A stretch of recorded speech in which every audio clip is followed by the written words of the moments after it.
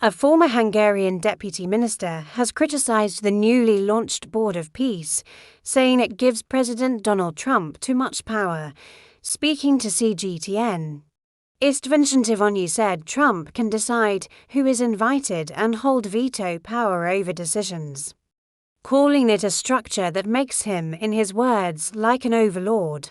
He also rejected claims that the Board of Peace could replace the United Nations, saying the body is opaque and its true objectives remain unclear.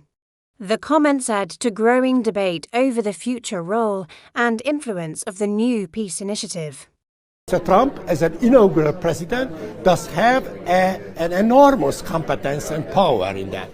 That means that he can decide who is invited, who is entering he can have a veto right on everything. The decision will be made by a simple majority, but he can veto everything. Only himself can veto the things, and he can interpret alone the Carta and the Carta stipulations. That means that if there is any dispute, he can decide on that. That means that he is like an overlord, and all others are the subjects to him. Of course, you can criticize the UN. It's not very efficient, and there are many problems.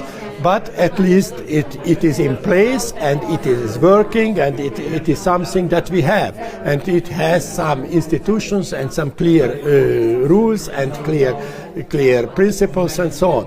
This kind of Board of Peace cannot replace that, because it's very opaque. We don't know what's the real objective of that. There are some countries who are very much exposed and very much dependent on the United States, and they will give in, I'm sure.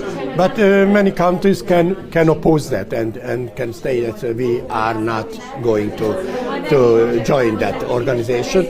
I don't assume that it will be a big success. We post verified news only. Follow, turn on notifications, and engage so our updates keep appearing on your feed.